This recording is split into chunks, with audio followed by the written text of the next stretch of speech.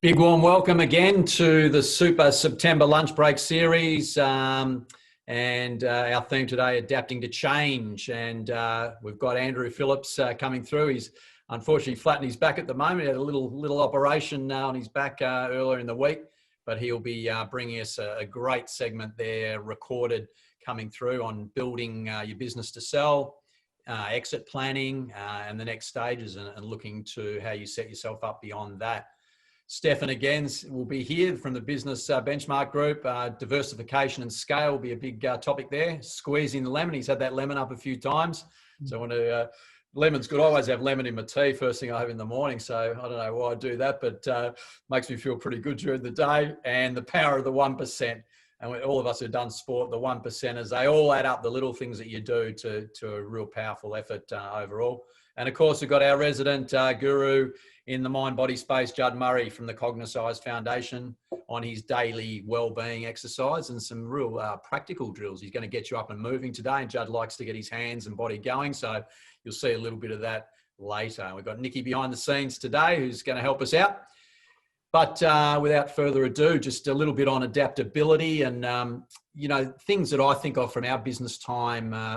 And it is so relevant right now, and it's going to be relevant right now. But I think in the next year or two or three of business and life in general, that you've got to be, like they say, those certainties in life. We're born, we die, we pay taxes, and things will change. I always use that saying, and I think change is the key, to embrace it. Every business needs to pivot and maneuver, those key words everyone's been saying, but I don't think that's ever been any different. I think back to our business, we were pivoting, changing, dodging, weaving, leaping, doing all sorts of things through our time. So I think it's that ability to just work with change. Whatever's thrown at you, you've got to be ready for it and be able to set yourself up to go with the flow and succeed in new environments that and new hurdles that are put in front of you. And so I think of being flexible. We used to always say be flexible and adaptable was one of our core sort of values in our business. So, that's really important. Being flexible in lots of ways, about your product, what you actually offer, flexible with your customers and terms and conditions, etc. Definitely with your staff, that flexibility. And I know we were very rigid on people getting there right at the, not just at 9 o'clock, you got to be there at 8:30, almost check in to, really trusting the people to have that flexibility, but still deliver on their KPIs as such. Flexible in the office environment, how people work, standing desks and sitting desks and in office and open space. Lots of things have changed, but I also think of efficiencies too. Adapt to be more efficient and definitely more effective. I think Zoom's helped that in a lot of ways. Like we used to go in and out of the city 3 or 4 times a week, find pay for parking. A good hour goes before you even have your hour meeting. So I think the ability to use Zoom effectively has been really good to get a lot more work done. I find like we've been able to adapt and actually be more productive because of that. Change is a part of life, needs to be embraced. It is inevitable, but I think also it breeds creativity, innovation, focus on well-being, focus on others, your social impact. It's given you all that little bit extra time to think through, why do I work? What's my work about? Where do I want to go? I was talking to Stefan during the week too, and I suppose we do contemplate a bit more with a little bit more time on our hands about creating a better world or a world beyond the pandemic. And appreciative inquiry came up, and some of you may have heard of that, AI, and it is a method for change. It's, what is it? Obviously appreciative is the value of others in short, and inquiry is that sort of curious mind, isn't it? I think Stefan talks about a lot, but discovering new possibilities. Like I remember when we lost a good staff member and people said, oh, geez, you must be really upset. And I used to always think, no, it's a great opportunity for them to go on and a great opportunity for us to get some new blood, some new ideas, some new expertise in our business. So it's sort of embracing those changes in a positive way, not looking down on them. What's it do, appreciative inquiry? Well, it's all about the things our businesses need to do. Organisation, transformation. That's probably its big thing. It transforms. It shifts cultures that need to be moved, and you've got to be looking at the culture. Culture can stay for a year or 2 or 5, but I think new ideas every year. A bit like, again, coming back to our sporting analogies, you don't, even premiership teams change their personnel, change their strategy, change their game style a little bit each year to keep adapting to what's out there. And it is all about change leadership, leadership that's not just autocratic and from the top down, but actually empowers from the bottom up. And that's what it's all about. Who does it? There was a Professor David Cooper-Ryder. Those that know about that, a professor in the States who runs this now. And he's done some great work with the United Nations, IBM, Microsoft, McDonald's, Walmart, some of the biggest companies in the world. And it's all around Europe and most of the Western world in a lot of programs now. What he did, just quickly, which is quite an interesting story, is in Cleveland, Ohio, and there's a big hospital there, and there was an average hotel that was run really poorly. So parents and friends and families of sick people who'd come there just lived in it was just terrible conditions, dirty and filthy, and the food was terrible, the service. And so he got this group of people and went to, I think it was Chicago, and they went into more of a 5-star running hotel for catering for people in similar scenarios. And they came back and made all these changes to that hotel to become a really renovated and revolutionized hotel, and people wanted to go there. And he did it by asking. He got them all to go and ask, from the cleaners to the customers to the suppliers. Everyone involved with it had a say. It wasn't just some highly qualified business person or academic who said this is the way it's got to go. So it was turning it on its head, the way you solve problems and look at things. A bit like what the AFL's done with Hardwick and Buckley, and you think a lot of those teams, they've done a similar thing there. Key concepts being, looking for positive change, focusing on the strengths of what you've got and who you've got in your team. It's like your draft, it's your team at the time. What can you do to breed those strengths? That builds the confidence. Makes everyone feel all inclusive. It involves lots of open, honest conversations. Creativity is encouraged. People with light bulb ideas. And I remember Andrew and I listening when we started to do this a little bit in our latter stages of Camp Australia. It can be someone who's a young person way down in one of your departments. Wow, that was a good idea. I heard them talking about something, or they came into your office sometimes with great confidence. And I loved it. I always really appreciated and showed gratitude instead of them fearing, can I come with an idea? And I think it's based a lot on that.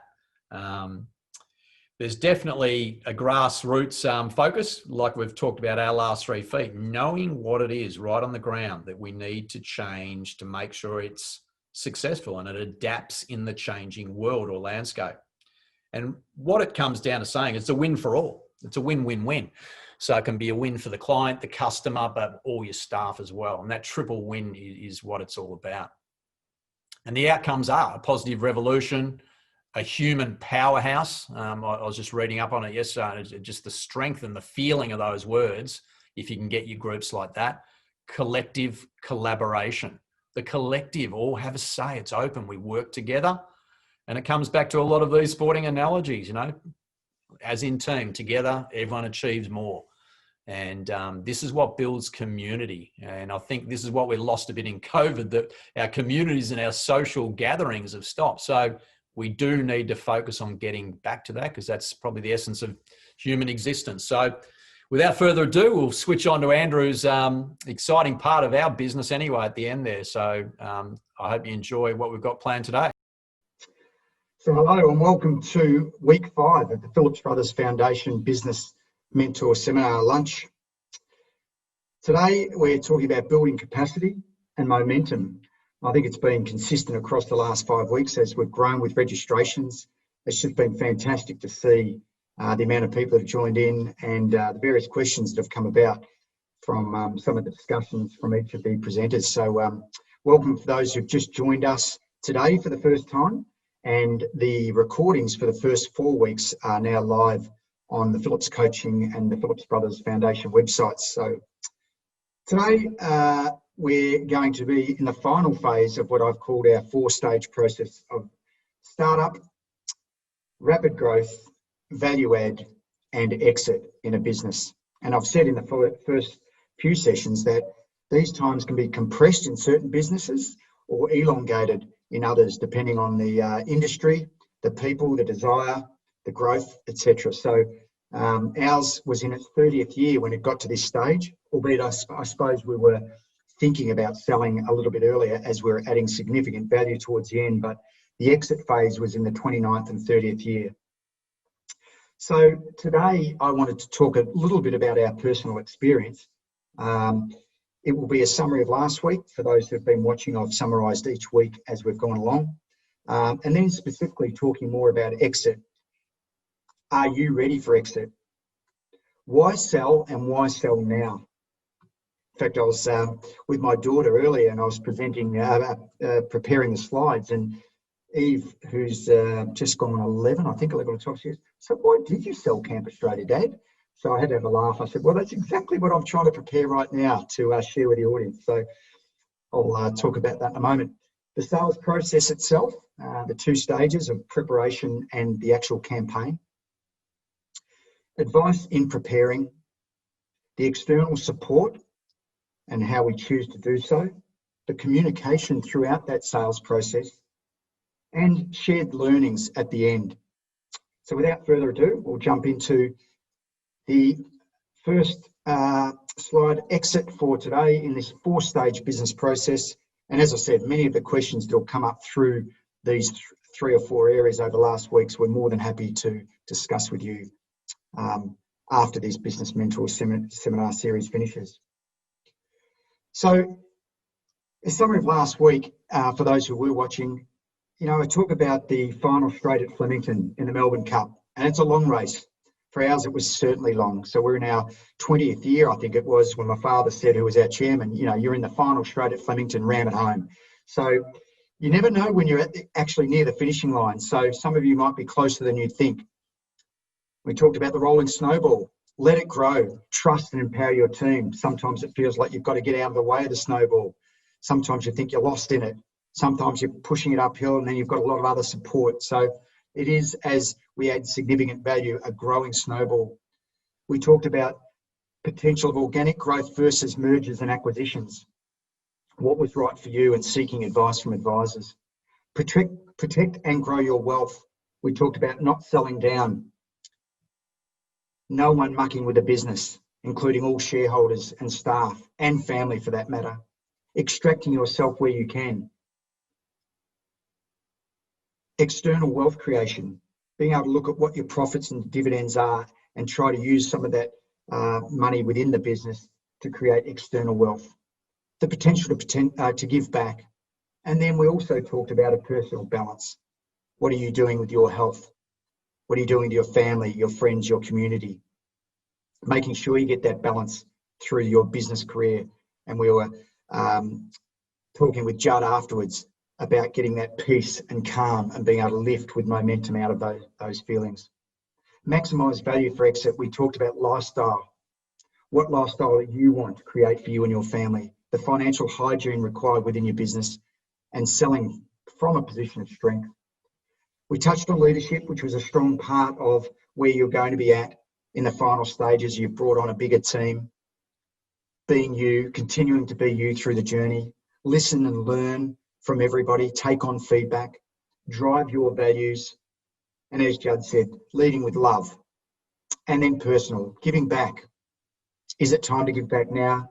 Anthony started our foundation 7 or 8 years before we sold, and it was just a fantastic opportunity for us to learn about what it is to give back.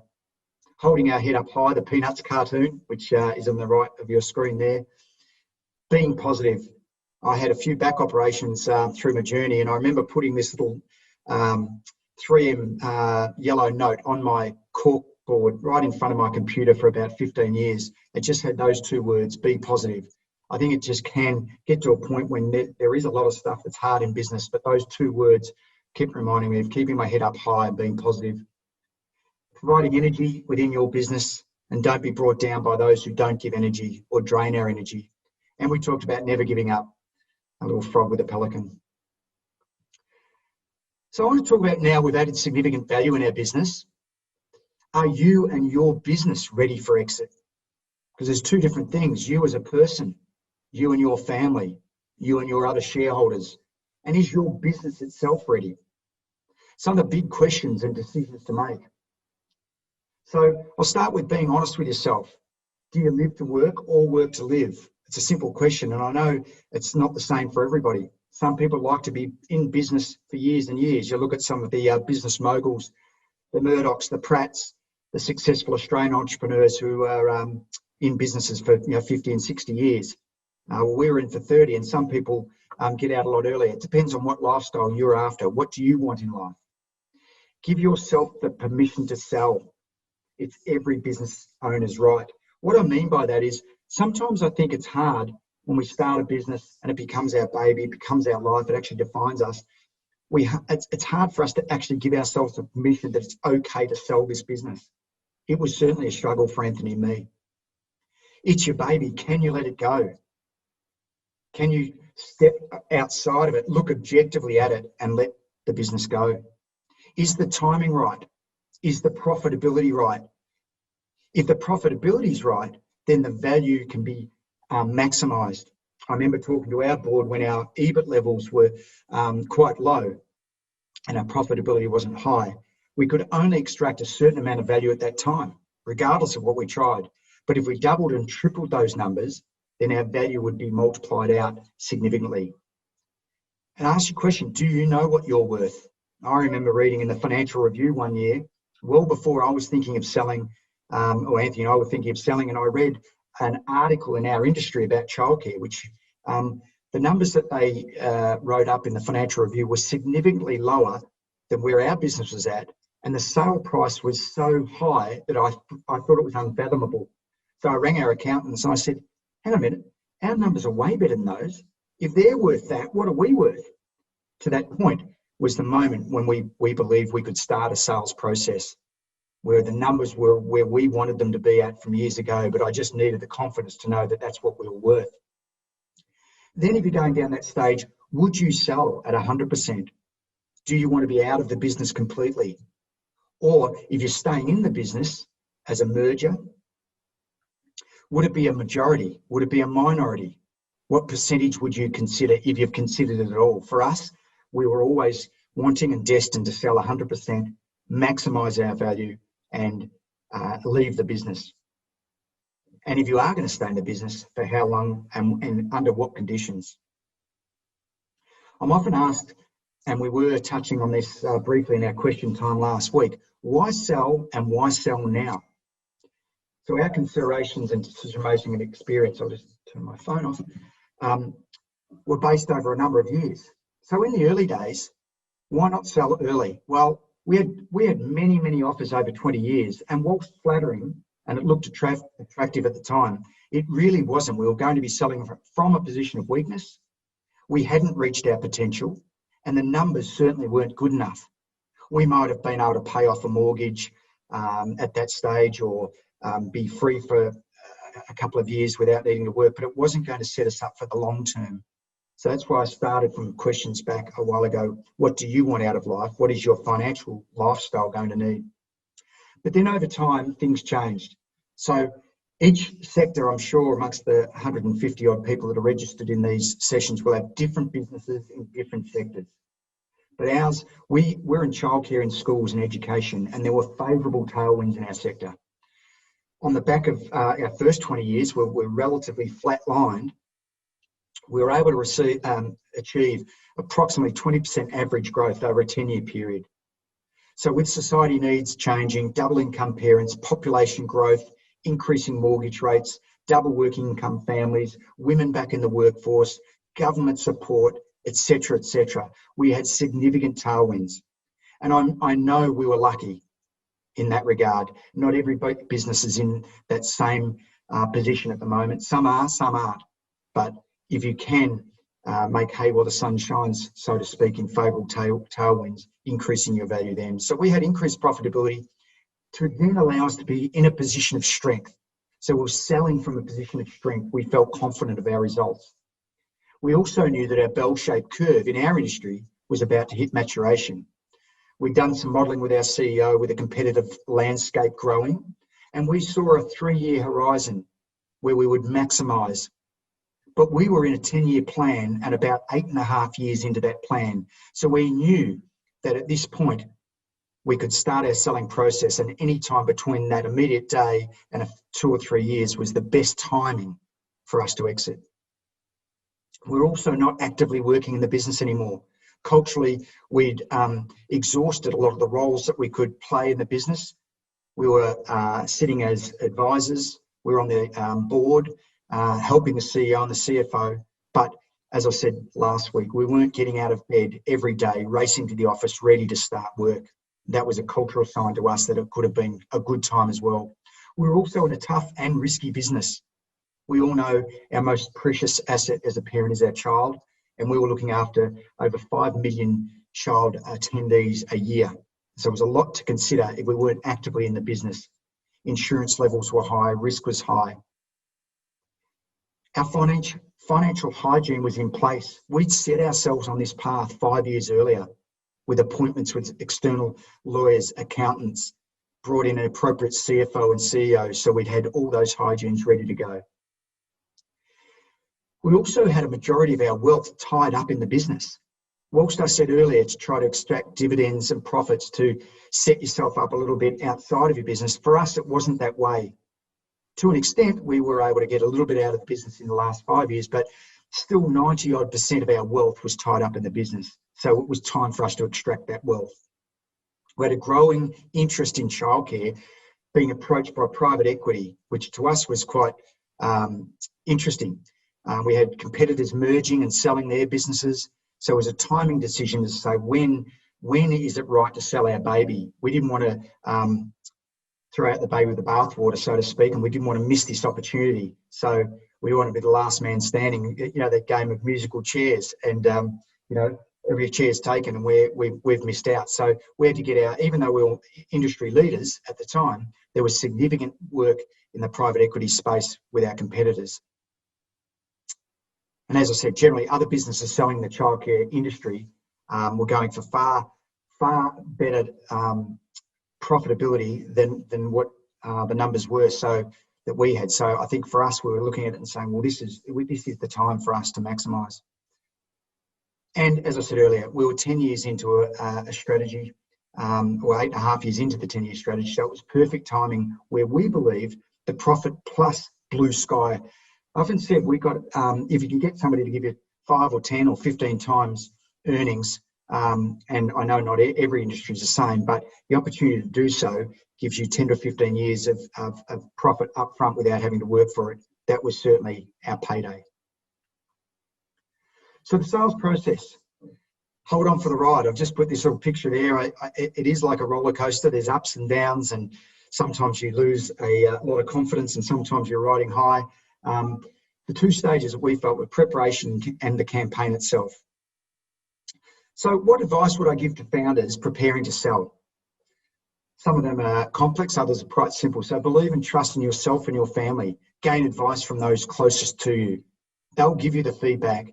I know my wife did and my brother, when we spoke very closely about what do we really want, we had to believe and trust in ourselves and where we were personally and financially. And begin with the end in mind. What time frame? For us, we set it 5 years out. Ensure alignment with all shareholders. For us, it was just Anthony and me.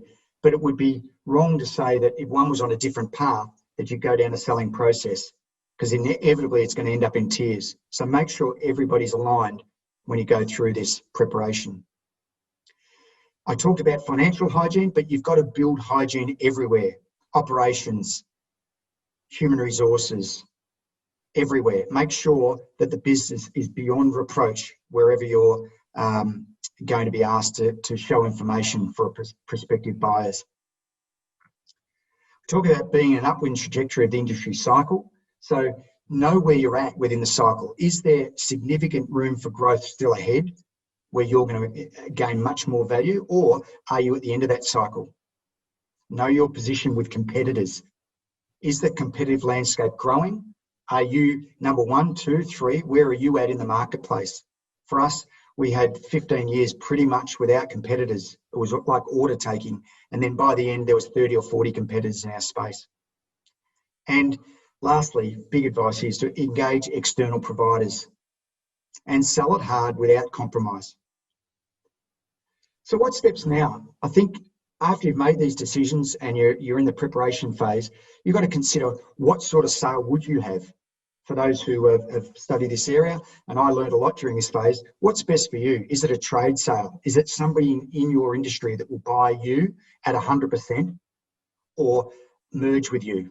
So share the ownership moving forward. Is it a management buyout? Do you have key executives prepared to take some shareholding so you can step back and out of your business? Maybe not entirely. Is it private equity? And if it is it private equity as a majority or a minority? Or if you're a large and sizable business, is it IPO? For us, we never wanted to go down the public market path, and we ended up selling to private equity. But the public market path for us was something that, as a private family business, we never wanted to entertain. Secondly, choose who to sell with. We went through a tender process and ended up with Goldman Sachs, and that was really good in the end. We didn't just jump at the first people. We actually started with our accountants, which didn't work out. I'll talk to that point in a moment. Create competition. So when you've got your partner to sell the business, create the competition. Like anything, an auction is better to have two buyers than just one. Early stages, we were just negotiating ourselves with one organisation, and it was my brother Anthony who said, no, we need to take this much wider, both in Australia and overseas, to ensure we created that auction environment. In the end, we had 103 businesses look at us and 11 seriously. So that was a really great competitive process. How do you value your business?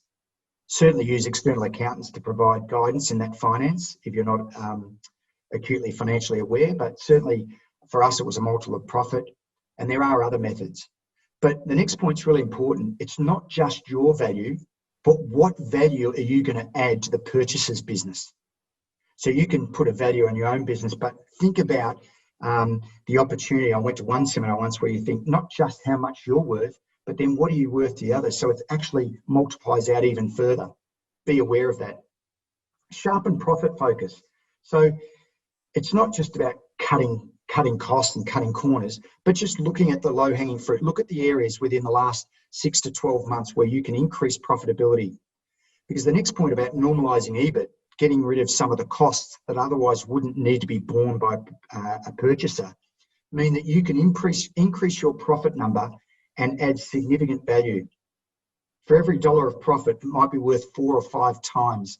So normalising EBIT on costs that otherwise shouldn't be there, that you're running as a private business, make sure those numbers look much better when you're presenting them to prospective buyers.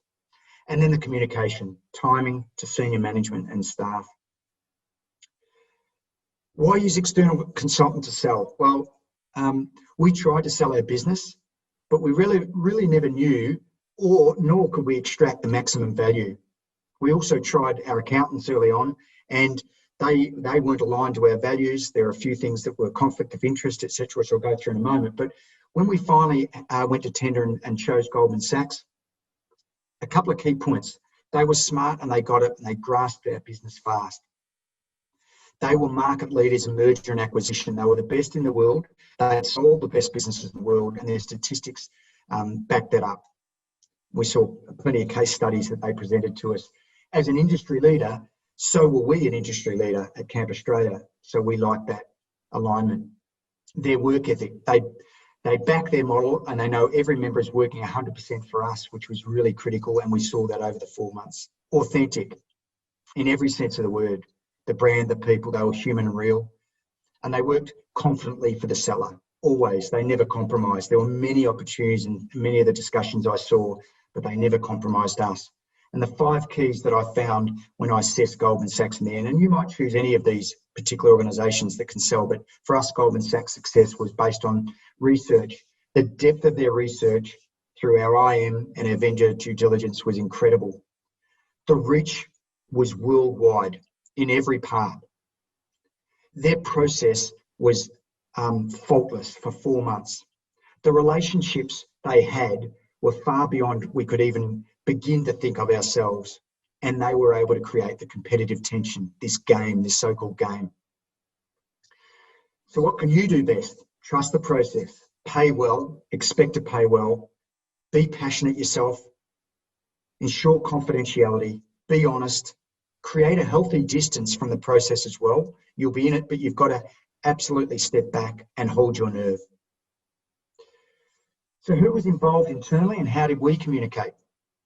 I think it's a really important part when every business owner is considering these things. When is the right time to bring your key advisors in and key people who you trust? For us, our executive and senior management team had been trust being built over 10 years. We'd shared information, we'd shared profits. We were a private family business over the first 20 years and didn't disclose much to anybody.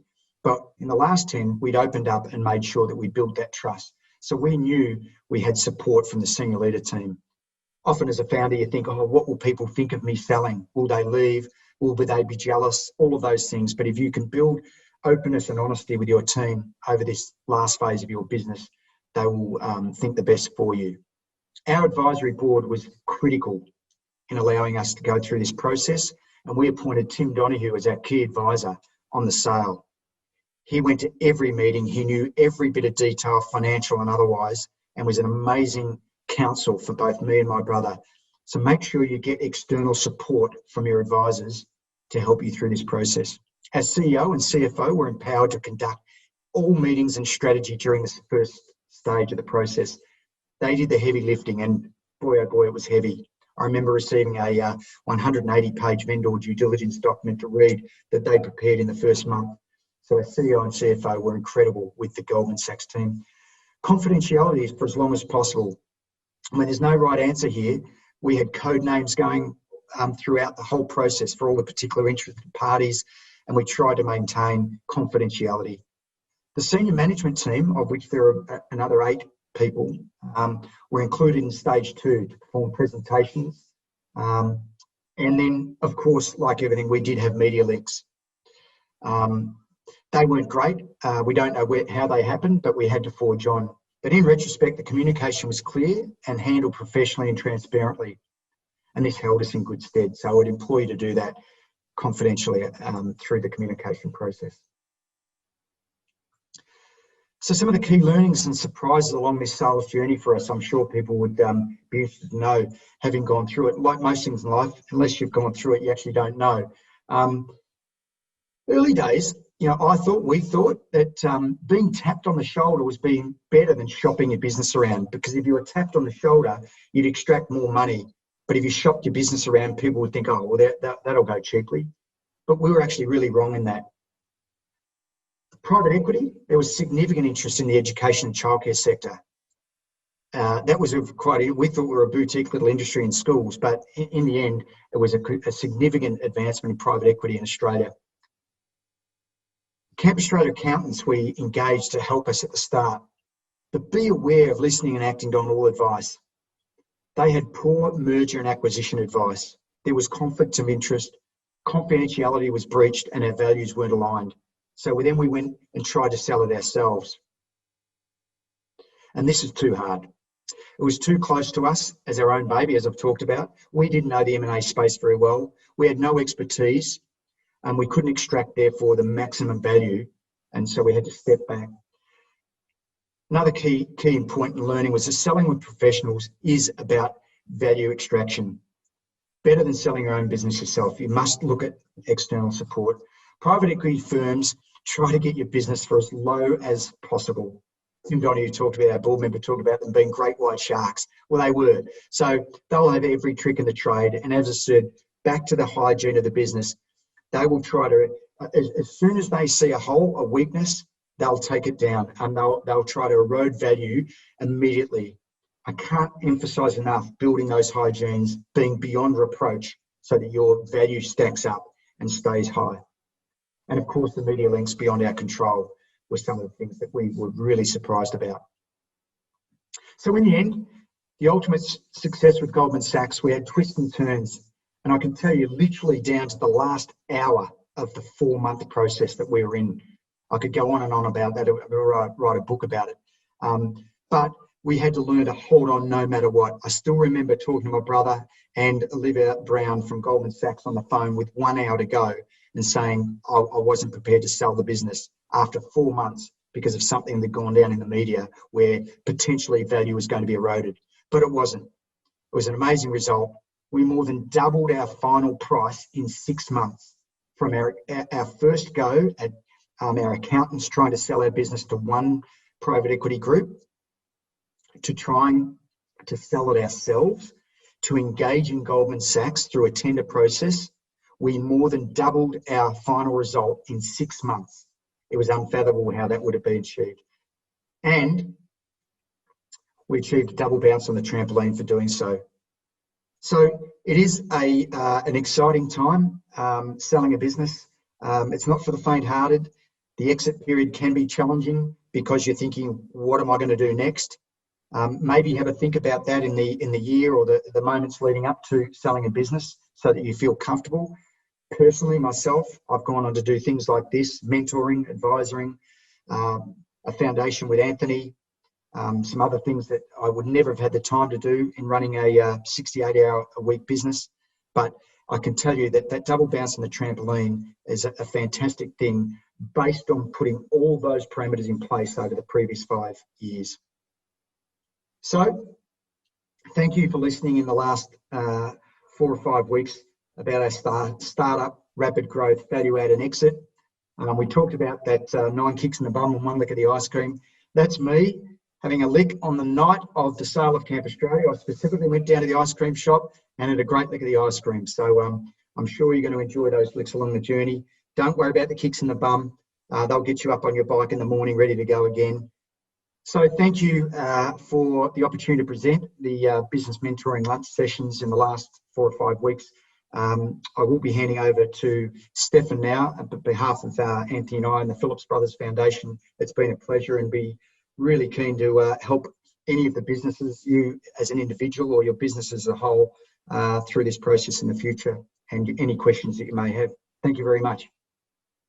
Well done, Andrew, and no two ways about it. Nothing like listening and intent listening as it relates to a perfect message. And regardless as to the screen not being as clear as it has been over the last several weeks, the message was clear, the impact of that message was clear, and power to you, Andrew, for doing what you did on Sunday afternoon so that we don't lose the momentum of our process. And hope you're actually going well with your operation there, mate. So the 2020 year has been a great year. It's been an amazing year on so many fronts. Many of us would say the 2020 year has been, uncertain. There's been a lot of fear. There's been a lot of doubt. There's been a lot of change. And in fairness, what we've come to expect and what we will use as a reference, when we look over the 2020s as a decade in 2031, 2032, 2035, we will see the year 2020 being the year that, as a reference point, many of us had to survive. And for many of us who have built a muscle and or elevated ourselves to not only survive, but be in a position to revive and ultimately be in the perfect position for the next 500, 700, 900 weeks to absolutely thrive. This has been a defining year for those of us that have actually had an opportunity to reflect, review, reset, and go. And we're on the cusp of something about to happen, which is befitting a boom. There is so much money and liquidity, and in Victoria specifically, and plenty of other places around Australia as well, where people are just ready to go, and the game is on. So please make sure that you are not missing the opportunity to be in the best position as it relates to your scalability, as it relates to your ability to be on the forefront of delivering on time and on budget and a little bit more than what you promised. Whatever your product or service is, or whatever your business is, be really ready for what is going to be an impactful revival. So your ability to step up to the plate and make the most of it is your ability to get into benchmark territory in the thriving period that's ahead of us. For many of us, what we do have in our business is something that we refer to as an asset.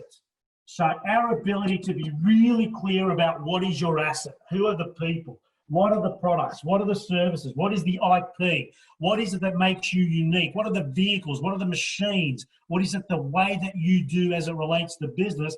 All equals an asset. Your business is an asset.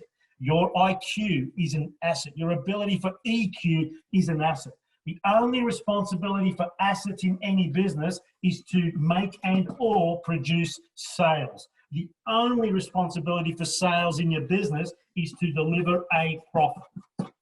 And ultimately, delivering a profit is all well and good. However, if it ain't settling in the bank, then it ain't a profit worth striving for. So everything you have in your business is about how do I turn my assets, my time, my team, my structures. How am I designing a game that I can win? How am I delivering on structure and leveraging so that I'm getting the best sales and ultimately delivering those on time and on budget so that I'm efficient? I am a true component of what I promise, and what I deliver is always on time and on budget. And how do I ensure that I have a productive, a structured system to ensure the money's always landing in the bank?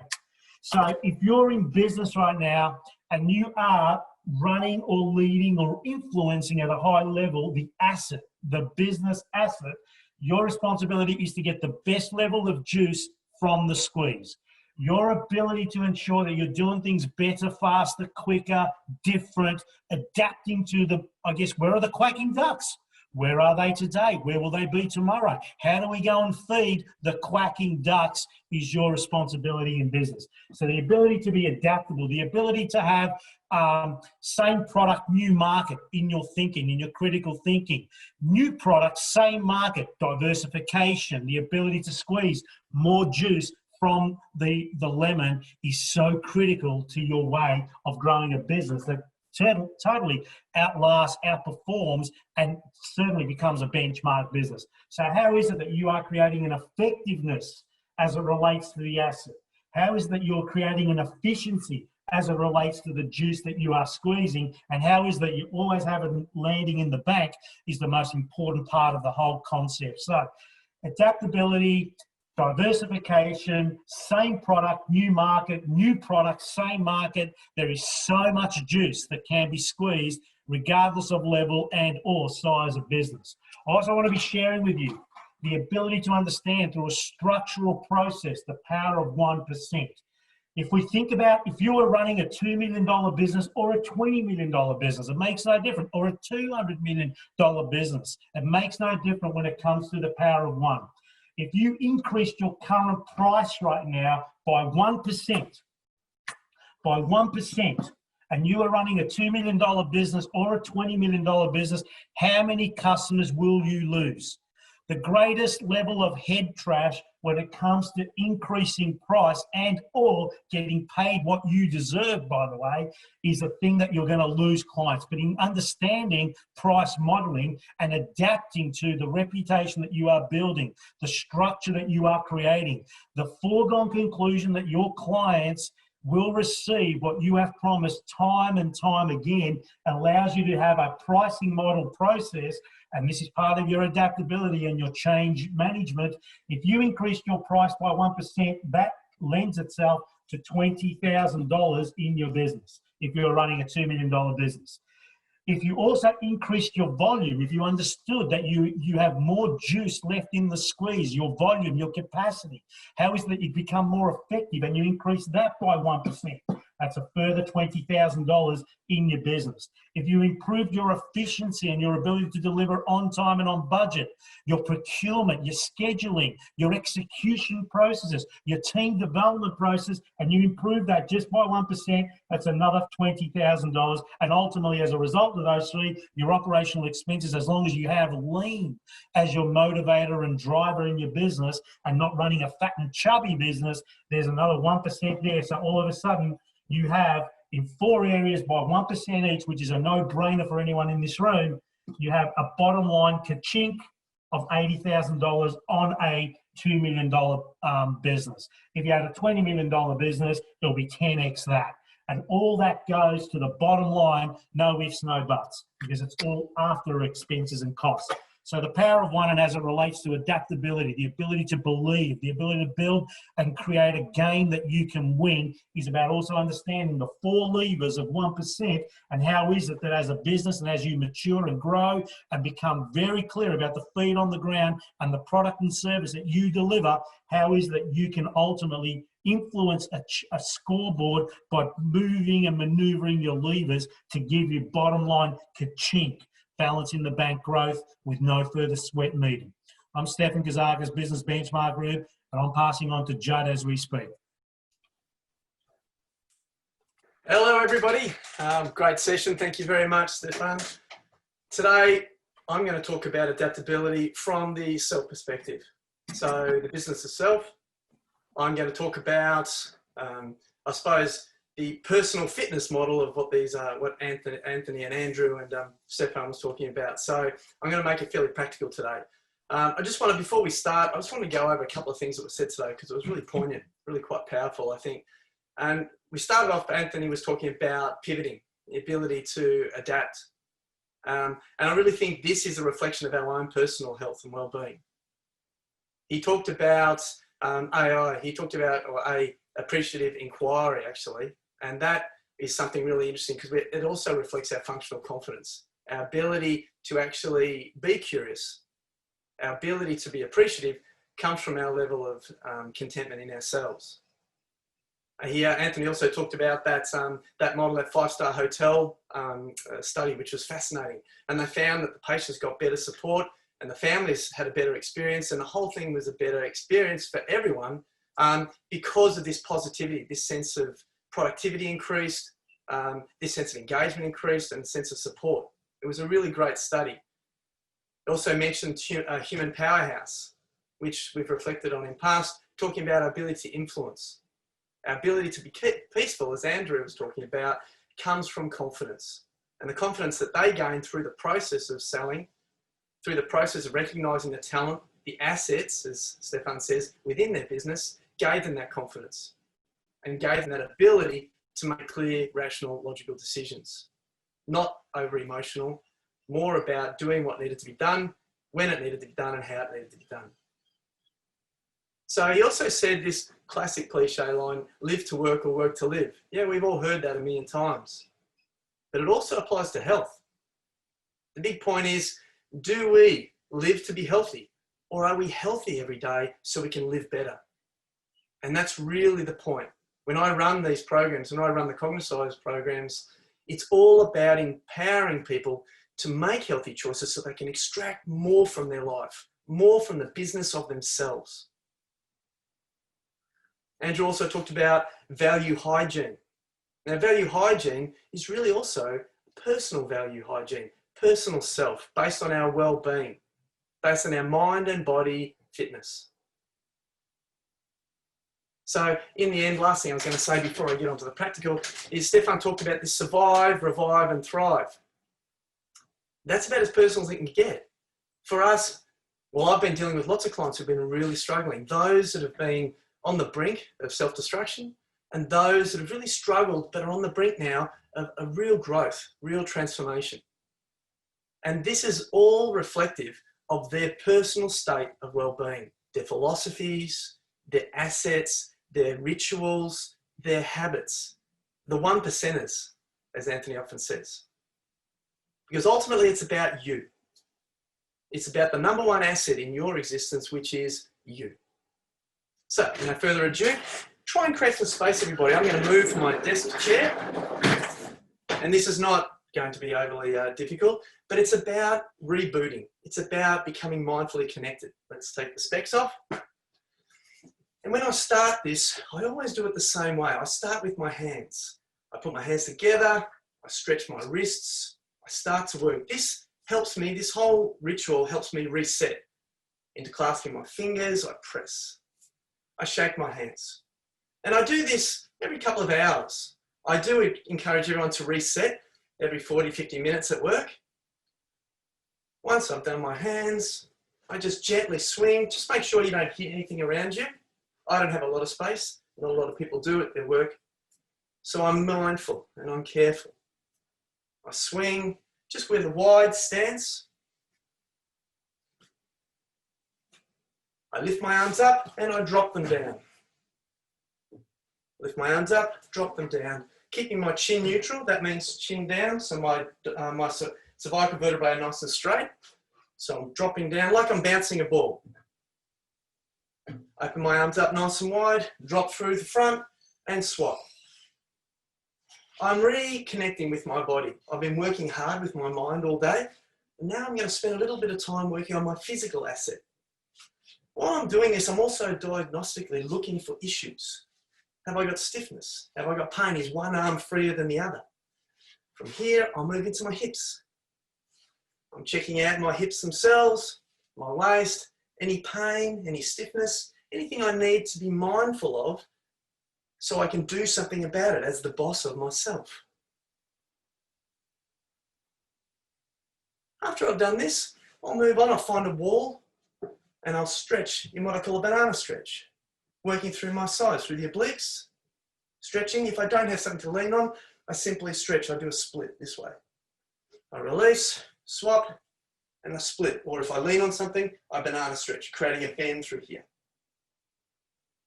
Once I've done that, I'm going to drop the screen down a little bit. I'll then do this diving stretch. Stretching down, collapsing through my cervical vertebrae, through my thoracic vertebrae, between my shoulder blades, dropping. I bend my right knee, twisting through my back gently, and then the left one. I step in, bring myself up. Now I'm going to work through my hamstrings. Again, just adjusting the screen for us all. From here, I'm going to fold in the middle like a piece of cardboard. Bending down here, stretching through my hamstrings and releasing. Nice and relaxed. All the while, my breath is calm and quiet. So I'm stretching through. I bend my right knee, dropping my weight through my right leg. Then I swap. I bend my left knee. Bend both, lift my head up, and up I come. I open up into a wide stance with my legs straight. Excuse the top of my head cut off. You're used to that with me.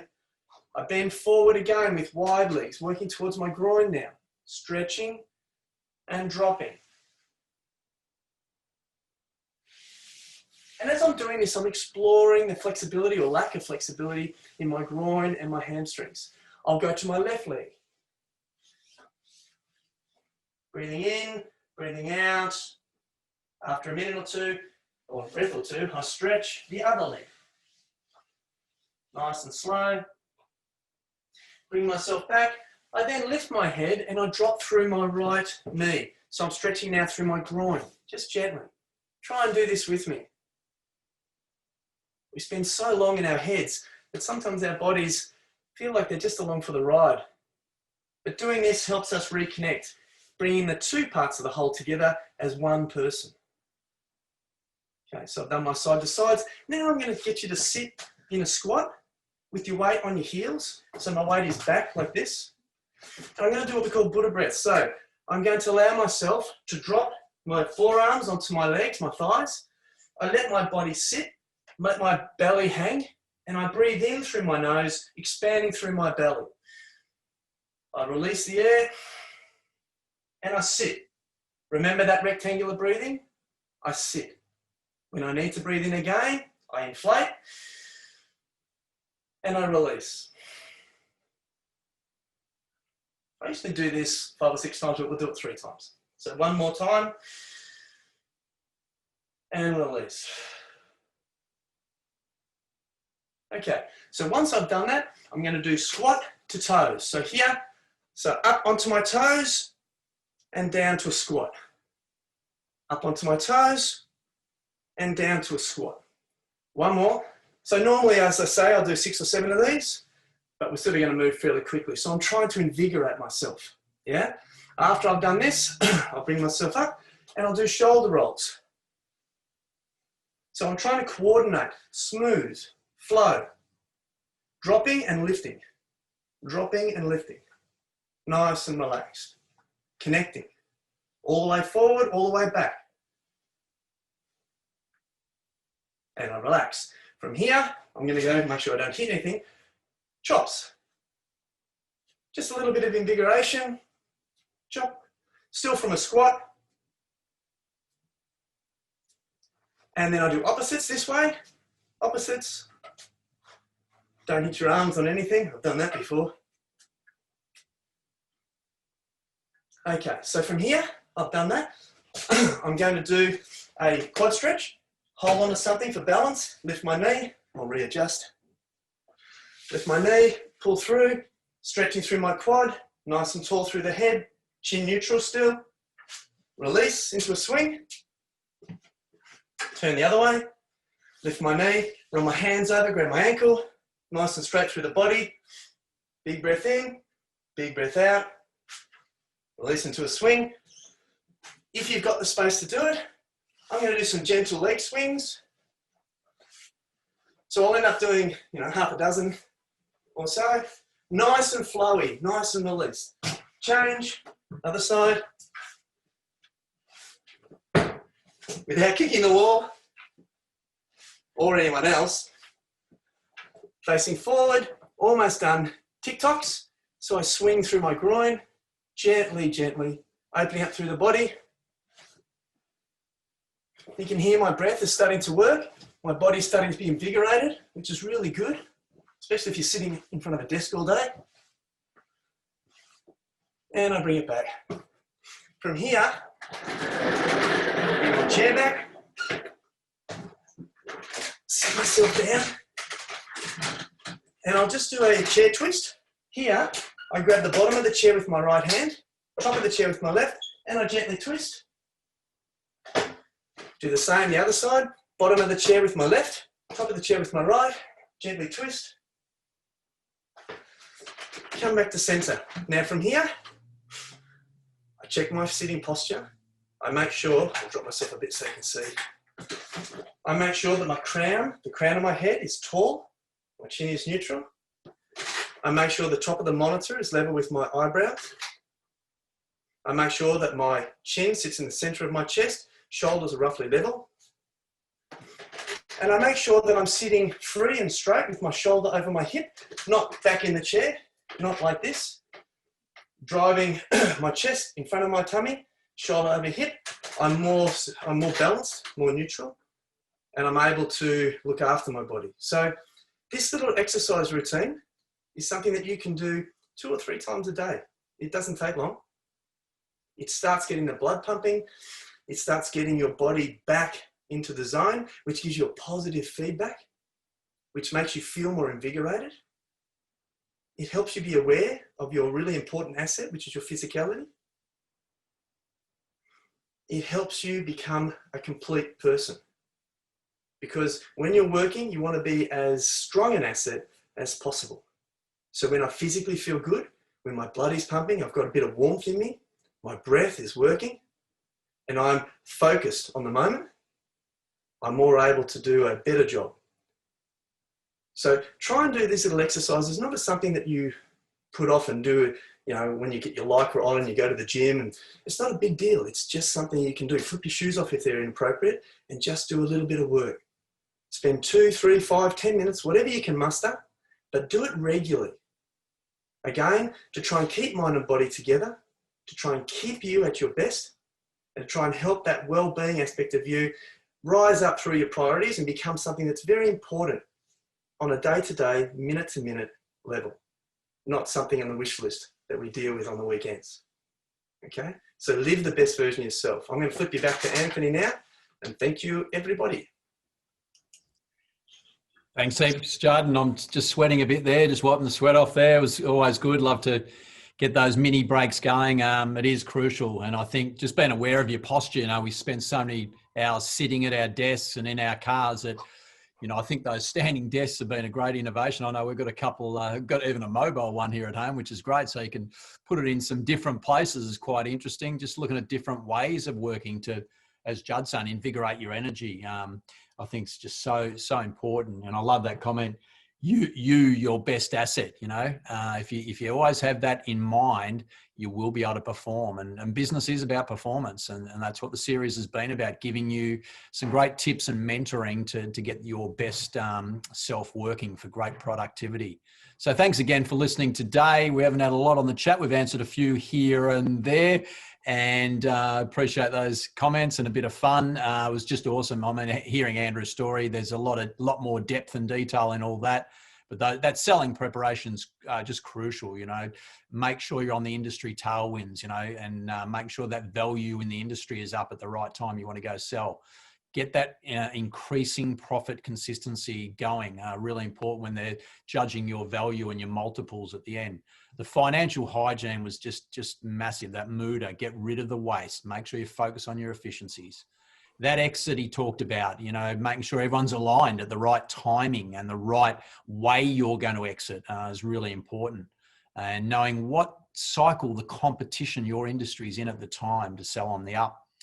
Having the best advice around what he said about, you know, selecting, you know, a group to actually sell your business and going through a competitive process was just crucial. And we look back on that and there's a real success factor. The steps, it's all about a process. You must follow due process. Communications at the right time to the right people, I thought were really good points. And definitely creating that competitive tension, like in a house auction, is amazing. If you're in that, I know there's a few people on the line, they're looking to sell their business at the moment. Stefan, survive, revive, thrive. Love it. Love the acronyms. You know, your assets, sales, profit, cash in the bank. Absolutely crucial in squeezing that lemon. You know, diversify, adapt, use your capacity, get everything you can out of that lemon. What can you do? You've got a lot of asset there. Use it wisely. The power of that 1%er, you know, definitely, you know, you either put your prices up or increase your volume, low price, high volume, high price, low volume. We always use that. And so make sure you know where you are with that and get those little tinkers on your leverage. I think we're just huge for increasing the bottom line and a lot going straight to that bottom lines, which we're all after in business. Judd, I love that. Positivity to engagement, to commitment, to productivity. And that was a little bit in rounding up the model of what the appreciative inquiry is about. That is a really good summary at the end there that is inclusive to all. Everyone's a winner in it. Everyone's listened to. Everyone feels a part of it. It's massive power from that. And I love your final thing there, Judd. Healthy every day means you will live better. And, you know, work to us was always a means to an end. And I think when we look back, you know, money to survive is okay and get the basics of life and all that. But at the end of the day, I always think of time and choices. You can choose what you want to do in your time and put your mind to really good effect and activities beyond your work. But your work's the vehicle. As Andrew said, you got to get that right. And Stefan's got the mechanics there to show you how to do it. And Judd, you've got to be in the right frame of mind and body to actually perform it. So thanks again, everyone. If you've got any further questions, please send them through. We'll get back to you with the relevant speaker. And Andrew's slides will be on the website. It's nice and clear if you want to download any of those. But hopefully you took some good notes from his recording there.